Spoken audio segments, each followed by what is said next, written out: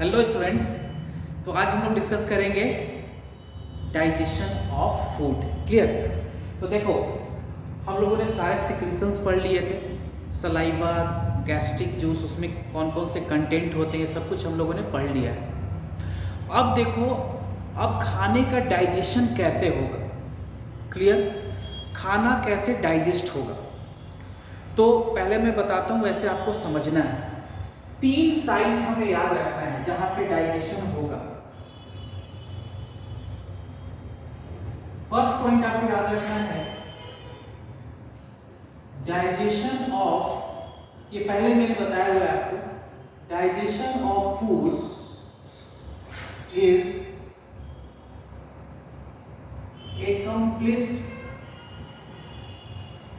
accomplished means successfully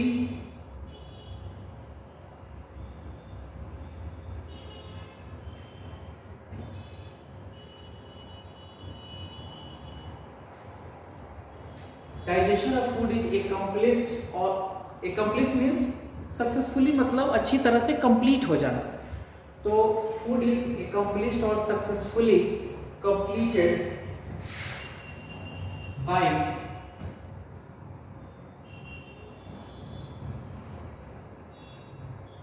mechanical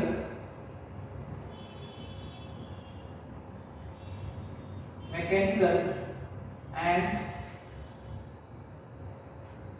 biochemical methods.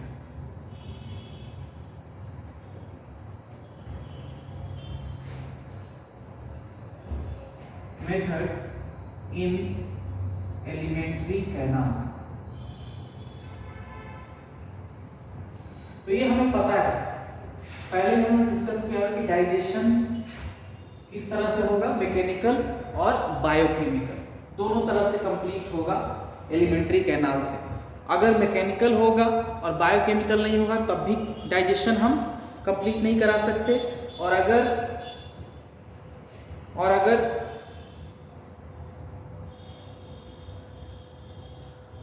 सिर्फ mechanical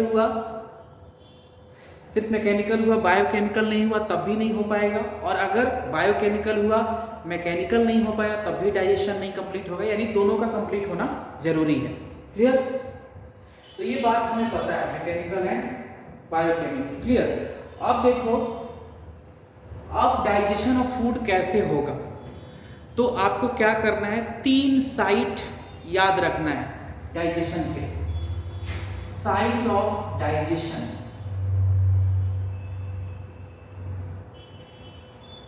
यहीं पे मेनली डाइजेशन होगा। फर्स्ट याद रखना है site of digestion, first oral cavity. First is oral cavity, second stomach, and third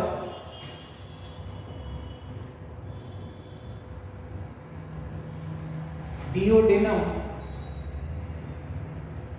of small intestine। Clear? तो 3 site हैं बच्चों डाइजेशन के, oral cavity, stomach and duodenum of small intestine. अब हमें पता है कि जब तक दोनों तरह से, यानी डाइजेशन तभी सक्सेसफुली कंप्लीट होगा या एकम्प्लिश्ड होगा जब तक मैकेनिकल और बायोकेमिकल ना हो। मतलब कहने का मतलब कि मैकेनिकल और बायोकेमिकल दोनों तरह से ही डाइजेशन को हम कंप्लीट कर सकते हैं। अदरवाइज अगर एक ही मेथड हुआ या दूसरा नहीं हो गया तो डाइजेशन कंप्लीट नहीं होगा, यानी दोनों मेथड होना बहुत जरूरी है, तभी डाइजेशन कंप्लीट होगा। क्लियर? 3 साइट आपको याद रखना है, ओरल कैविटी, स्टोमक, डिओडेनम, और तीनों जगह मैकेनिकल एंड बायोकेमिकल दोनों तरह का डाइजेशन होता है। क्लियर? पहले मैंने डिटेल में आपको बताया हुआ मैकेनिकल कैसे होता है, बायोकेमिकल कैसे होता है। क्लियर? तो ओरल कैविटी में दो तरह से डाइजेशन होगा, मैकेनिकल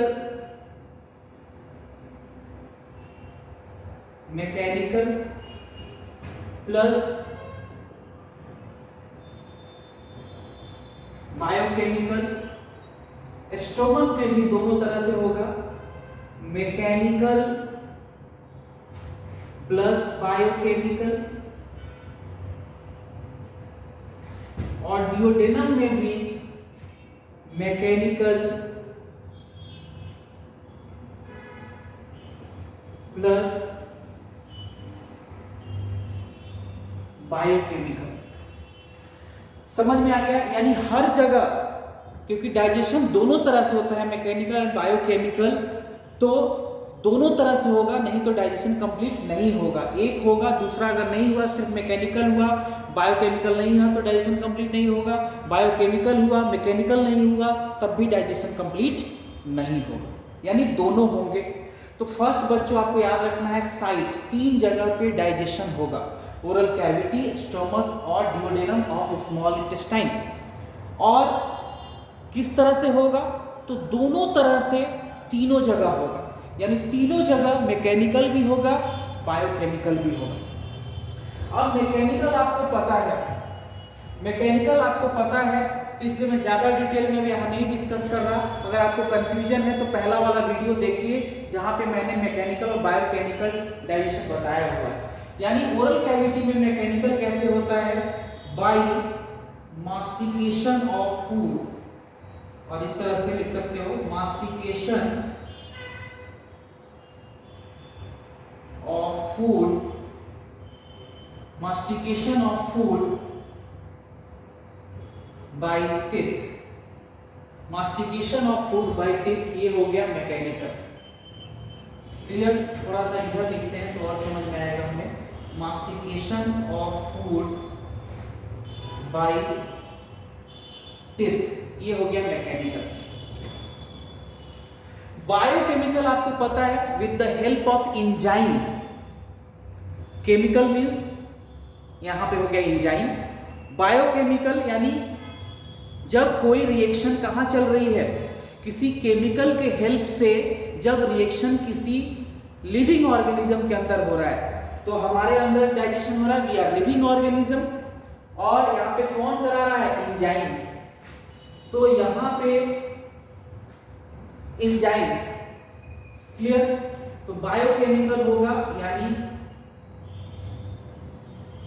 एंजाइम के हेल्प से, एंजाइम इज ए केमिकल, तो एंजाइम के हेल्प से होगा बच्चों यहाँ पे बायोकेमिकल। और अब यहाँ पे वो एंजाइम का सोर्स कौन है? तो एंजाइम का जो सोर्स है that is saliva. Saliva is source. इसी सलाइवा में एंजाइम प्रेजेंट है। कौन सा एंजाइम? तो अब देखो बिल्कुल आसान है, क्या करना है, 3 साइट आपको याद रखना है। हर साइट पे मैकेनिकल और बायोकेमिकल डाइजेशन होगा, ये याद रखना है।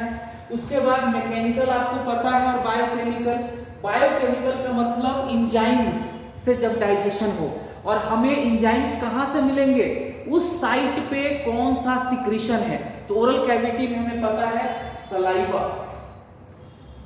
तो हमेशा इस तरह से मैं लिख देता हूं, इस तरह से।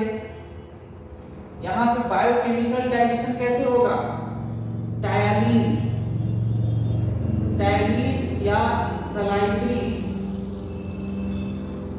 एमाइलेज। यानी हर साइट पे बच्चों आपको सिक्रीशन याद रखना है, यानी सलाइवरी एमाइलेज ये कहां प्रेजेंट है? सलाइवा में। क्लियर?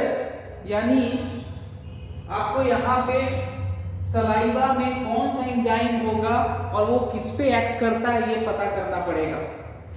क्लियर? तो टायलिन सोर्स इज सलाइवा। यानी मैं ऐसे करता हूं कि यहां पे सलाइवा ही लिख देता हूं जिससे आपको समझ में आ जाए।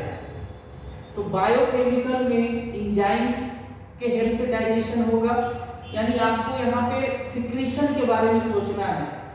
तो ओरल कैविटी में सलाइवा, स्टोमक में क्या सोचना है, गैस्ट्रिक जूस। बच्चों यहाँ पे आपको गैस्ट्रिक जूस के बारे में सोचना है, क्योंकि इन्हीं सिक्रीशंस में एंजाइम्स प्रेजेंट है। तो गैस्ट्रिक जूस। स्मॉल इंटेस्टाइन में कौन कौन सा, तो सोचना है आपको bile, pancreatic juice and intestinal juice. Bile में यहां एंजाइम नहीं है, बाइल हैविंग नो एंजाइम, लेकिन फिर भी हमें पता है कि बाइल क्या करवाता है, इमल्सिफिकेशन। तो इसलिए बाइल बहुत जरूरी है फैट के लिए। तो देखो मैकेनिकल आपको हर जगह पता है, मैं वो भी लिख दूंगा कैसे होगा।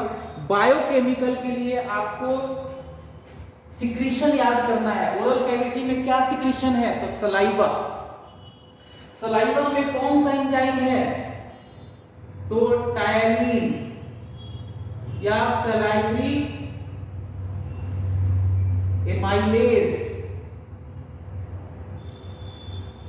और ये किसके ऊपर एक्ट करता है, स्टार्च, कार्बोहाइड्रेट के ऊपर। मैं देख लूं आपको दिख रहा है नहीं, हाँ, सलाइवरी एमाइलेज इज विजिबल।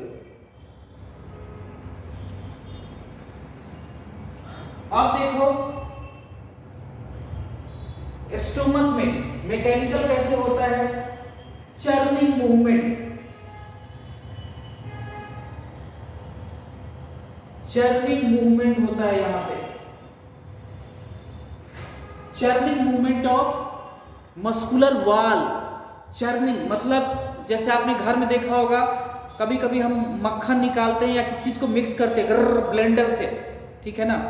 तो मिक्सर से जब मान लो ये बटर मिल्क है, उसमें हमने कुछ डाला इंस्ट्रूमेंट और ऐसे उसको विग्रसली बहुत एक्सेसिव मूवमेंट कराई उसमें से बटर निकल जाएगा। तो चर्निंग मूवमेंट से मिल्क से बटर निकल जाता है, काफी विग्रसली आप उसको रोटेट कराओगे, दैट इज द चर्निंग। तो चर्निंग मूवमेंट बिल्कुल मस्कुलर वाल बहुत तगड़ी मूवमेंट करते हैं। और churning movement of muscular wall of stomach, it is a type of peristaltic movement. ये पेरिस्टाल्टिक मूवमेंट होता है बच्चों, it is a peristaltic movement. ये समझ में आ गया। यानी ओरल कैविटी में मैकेनिकल डाइजेशन किससे होगा, mastication of food by teeth. Mechanical कैसे होगा यहाँ पे मैकेनिकल होगा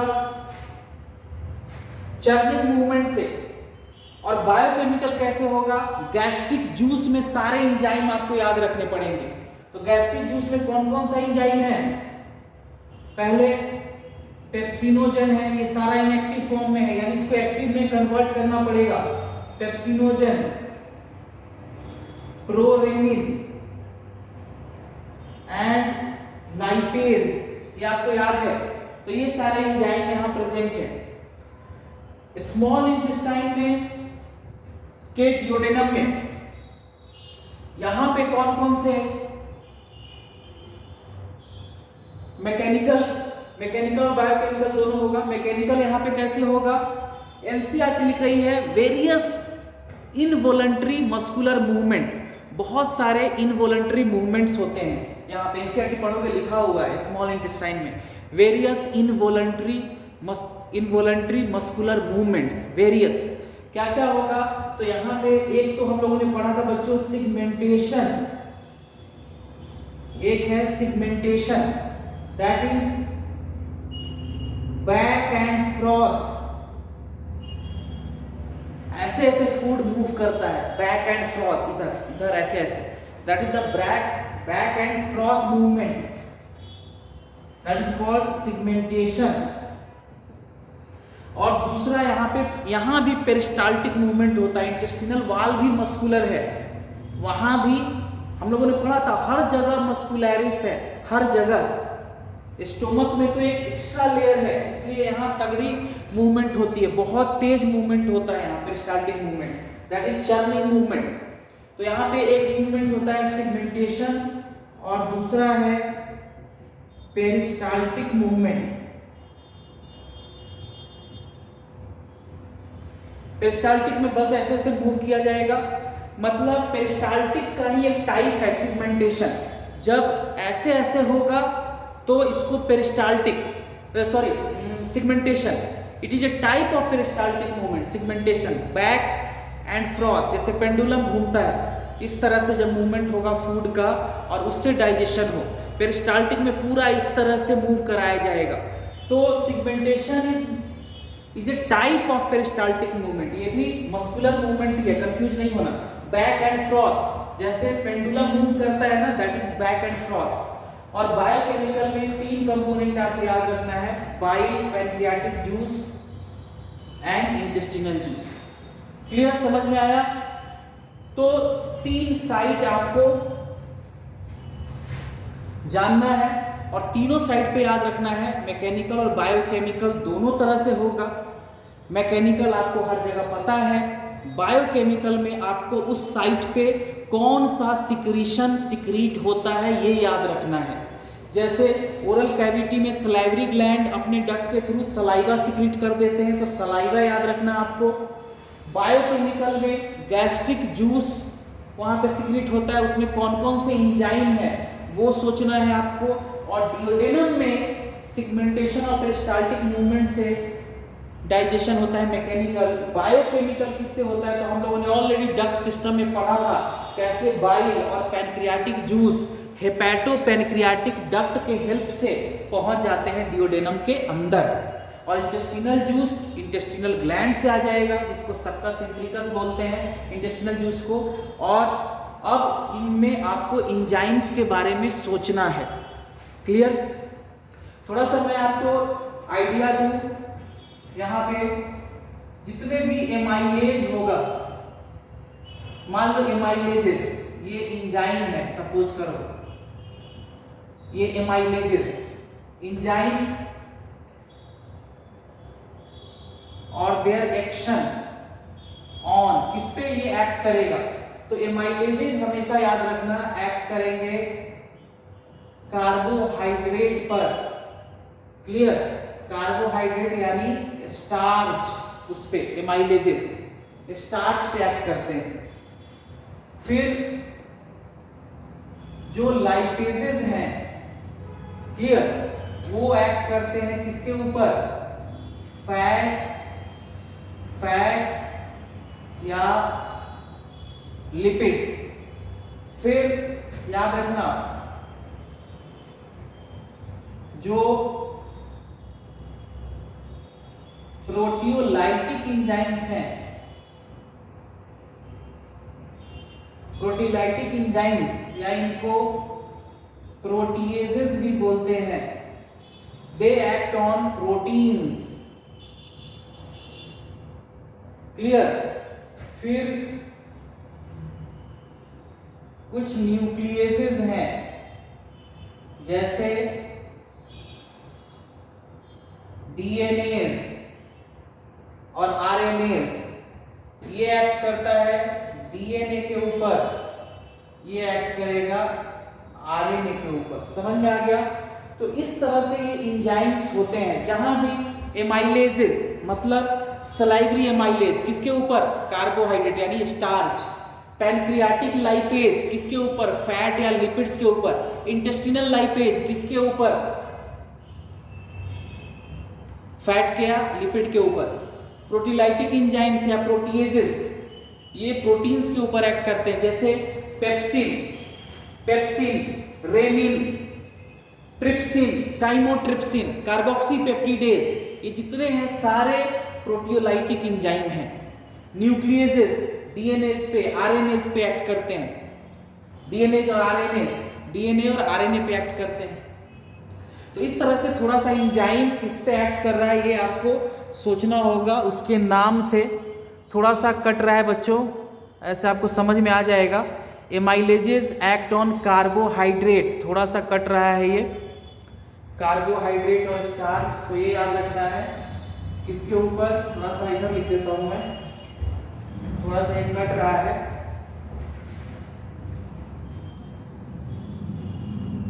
इस तरह से लिख देते हैं, एमाइलेजेस एक्ट ऑन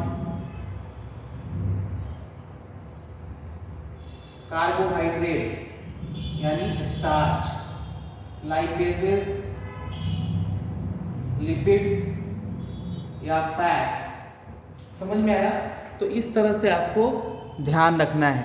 एमाइलेज जैसे सलाइवरी एमाइलेज हो गया, पैनक्रियाटिक एमाइलेज हो गया। क्लियर? अब आपको क्या है, यानी साइट आपने सोच लिया, हर जगह मैकेनिकल और बायोकेमिकल डाइजेशन आपको पता चल गया, सब जगह आपको डिफरेंट जूसेस के एंजाइम पता होने चाहिए इस तरह से। उसके बाद क्या है, उसके बाद हम सोचेंगे कौन सी चीज़ का डाइजेशन कराना है, यानी फूड हम किस फॉर्म में लेते हैं। तो जनरली जो फूड हम लेते हैं वो 4 carbohydrate, protein, fats and nucleic acid, 4 तरह से हम फूड लेते हैं। 4 तरह का फूड फॉर्म हो सकता है, वो हम लेते हैं। तो हम कार्बोहाइड्रेट इस तरह से हमें करना है कि हमें पहले कार्बोहाइड्रेट का डाइजेशन कराना है, फिर हमें प्रोटीन का डाइजेशन कराना है। होता साथ साथ है, लेकिन मैं समझाने के लिए अलग अलग डाइजेशन आप करवाऊंगा। क्लियर? तो 3 साइट, ठीक है, 3 साइट, और 3 साइट में क्या है, 3 साइट, तीनों साइट पे मैकेनिकल और बायोकेमिकल। बायोकेमिकल में कौन कौन सी वहां जूस सिक्रीट होती है वो याद रखना है। क्लियर? उसमें कौन कौन सी एंजाइम्स हैं। उसके बाद हम क्या क्या खाते हैं, तो मेनली जो हम खाते हैं वो कार्बोहाइड्रेट खाते हैं, प्रोटीन खाते हैं, फैट्स खाते हैं और न्यूक्लिक एसिड खाते हैं, डीएनए और आरएनए। सपोज आलू खाया आपने, आलू पोटैटो, तो उसमें भी क्या है, डीएनए है, उसका जेनेटिक मटेरियल है। जितनी चीजें हैं, जितनी सब्जी है, फल है, नॉनवेज है, सब में क्या है, एक जेनेटिक मटेरियल है उसका, है ना। तो सब में डीएनए आरएनए प्रेजेंट होगा। तो इस तरह से हम 4 चीजों का डाइजेशन कराएंगे बच्चों। और साइट क्या रहेगा, oral cavity, stomach and duodenum of small intestine. Clear? इतना आपको सोचना है। इसको अब एक बार देख लो, फिर मैं इसको रब करता हूं और हम आगे चलते हैं।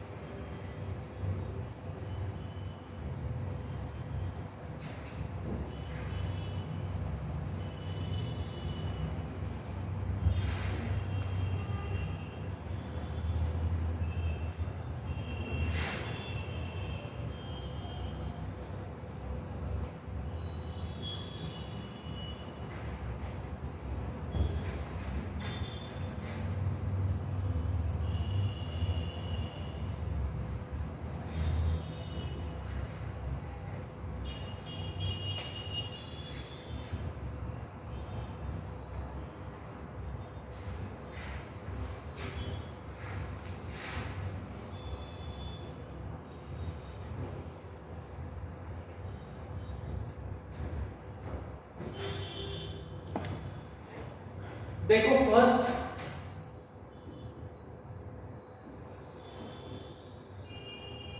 Digestion of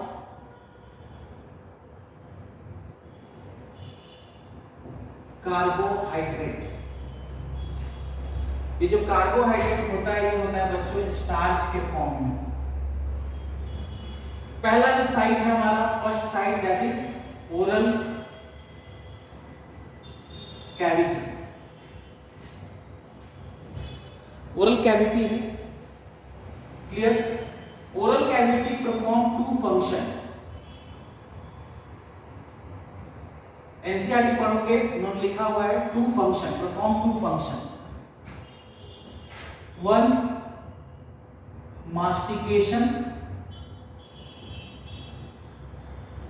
मास्टिकेशन of food, second swallowing, मतलब खाने को निगलना, तो फूड को सॉलो करने में और मास्टिकेशन में ओरल कैविटी हेल्प करता है। मास्टिकेशन आपको पता है टीथ के हेल्प से होगा।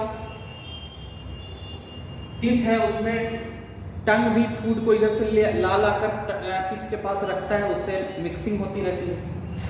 सॉलोइंग में टंग आगे की तरफ जाता है और फेरिंग्स के मसल अंदर की तरफ फूड को खींचते हैं, तो उस तरह से सॉलोइंग कोई चीज़ हम अंदर निगल लेते हैं। तो ये कहाँ होता है? ओरल कैविटी में। तो ओरल कैविटी दो फंक्शन परफॉर्म कर रही है, ठीक है। उसके बाद क्या होता है, जो यहाँ पे मेन सिक्रीशन है सलाइवा, उसमें प्रेजेंट होता है म्यूकस। सलाइवा में म्यूकस भी प्रेजेंट होता है। और ये म्यूकस आता कहाँ से है? तो दो ग्लैंड यहाँ पे, पैरोटिड का इसमें कोई कंट्रीब्यूशन नहीं है। पैरोटिड सिर्फ एंजाइम प्रोड्यूस कराएगा। जो म्यूकस होगा वो आएगा कहाँ से? तो म्यूकस आएगा एक तो submandibular gland, submandibular and sublingual, sublingual दोनों सिक्रीट म्यूकस। तो सबमैंडिबुलर और सबलिंगुअल जो क्या है? सलाइवरी ग्लैंड है बच्चों, ये सलाइवरी ग्लैंड है, तो ये म्यूकस सिक्रीट करते हैं। क्लियर? और म्यूकस का एक मेन कंपोनेंट है that is called mucin, it is a glycoprotein.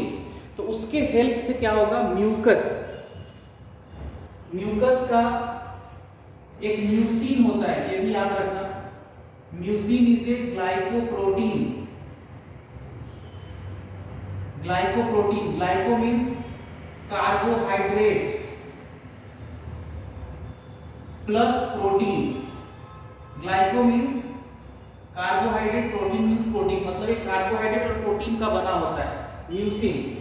It is main component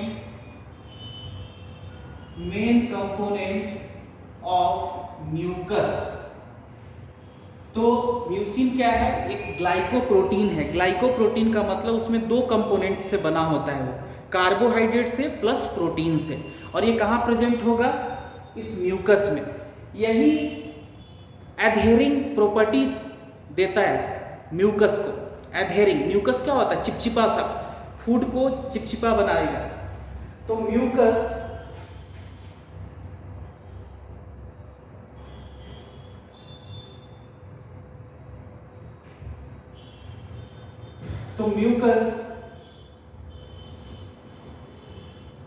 तो क्या होगा कि जब मास्टिकेशन होगा तो फूड एक साथ चिपक जाएंगे म्यूकस की वजह से।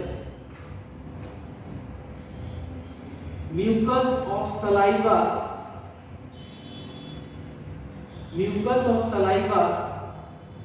हेल्प इन एडहेरिंग, मतलब चिपकना, help in adhering.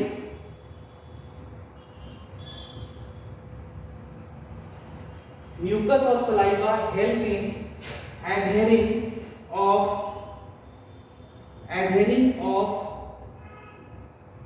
masticated food.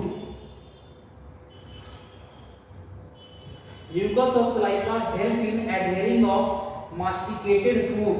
और मास्टिकेशन किससे हेल्प से हुआ? By the teeth, by teeth. तो मास्टिकेटेड फूड किससे बना? टीथ के हेल्प से। तो mucus of saliva help in adhering of masticated food into a spherical structure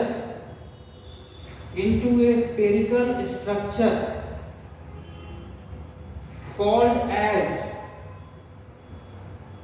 bolus. तो आप देखते हो हम खाना चबाते रहते हैं तो एक थोड़ा सा स्फेरिकल जैसा स्ट्रक्चर बन जाता है, इसको बोलते हैं बोलस। यानी बोलस क्या हो गया? बोलस फॉर्मेशन कहाँ होगा? ओरल कैविटी में, याद रखना है। बोलस क्या हो गया? बोलस हो गया मास्टिकेटेड फूड प्लस सलाइवा, ये हो गया बोलस। मास्टिकेटेड फूड प्लस सलाइवा, ये हो गया बोलस। क्लियर? तो बोलस कहाँ बन गया? ओरल कैविटी में। क्लियर? अब क्या होगा इसके बाद? अब मैकेनिकल डाइजेशन से बोलस बन गया, सलाइवा भी उसमें मिक्स हो गया। जब सलाइवा मिक्स हुआ तो ऐसा नहीं कि सिर्फ मैकेनिकल होगा, सलाइवा जैसे ही मिक्स हुआ अब बायोकेमिकल भी शुरू हो गया बच्चों, क्योंकि सलाइवा में इंजाइम्स भी हैं। तो मैकेनिकल तो हुआ ही सलाइवा के मिक्स होने से, साथ साथ क्या हो गया, बायोकेमिकल भी स्टार्ट हो गया। यानी जो कार्बोहाइड्रेट था, सपोज हमने चपाती ली तो उसमें जो कार्बोहाइड्रेट है वो स्टार्च के फॉर्म में है, तो क्या होता है देखो, स्टार्च किसमें, कार्बोहाइड्रेट जो है, सपोज रोटी या चपाती जो भी हमने लिया है उसमें क्या है, स्टार्च है। अब इस स्टार्च के ऊपर कौन ऐड करेगा बच्चों, ऐड करेगा टाइलिन।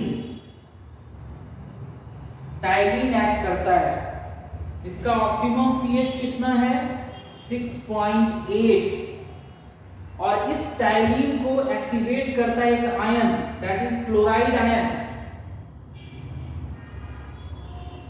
ये याद रखना, यहां पर मैं लिख दे रहा हूं क्लोराइड, ये भी इंपॉर्टेंट है, क्लोराइड आयन एक्टिवेट टायलिन, और ये प्रेजेंट होता है सलाइवा में, क्लोराइड आयन, ठीक है। तो ये एक्टिवेट कर देगा टायलिन को। अब स्टार्च किसमें कन्वर्ट हो गया, माल्टोज में। एनसीईआरटी सिर्फ लिख रही है maltose, and maltose is a disaccharide. Maltose is a disaccharide, मतलब इसमें 2 ग्लूकोज यूनिट है, ये याद रखना। Maltose equal to glucose plus glucose is maltose, clear. तो इसीलिए इसको डाइसैकेराइड बोला, 2 ग्लूकोज यूनिट है, 2 ग्लूकोज यूनिट जब कंबाइन होते हैं तो बनाते हैं क्या, माल्टोज। तो ये माल्टोज में सिर्फ एनसीईआरटी लिख रहे हैं डाइसैकेराइड माल्टोज में, या आप याद रख सकते हो माल्टोज में या आइसोमाल्टोज में, आइसोमाल्टोज में या अल्फा डेक्सट्रीन में, इन सब में ये ब्रेक कर सकता है। जो स्टार्च है इन तीनों में ब्रेक कर सकता है, माल्टोज मेनली, यही एनसीईआरटी में है, या आइसोमाल्टोज में। ये क्या है, आइसोमर है सारे, सब में ग्लूकोज यूनिट है, सब में ग्लूकोज यूनिट है, 2-2 ग्लूकोज यूनिट, माल्टोज हो या आइसोमाल्टोज हो या अल्फा डेक्सट्रीन हो, सारे डाइसैकेराइड हैं। क्या है, डाइसैकेराइड,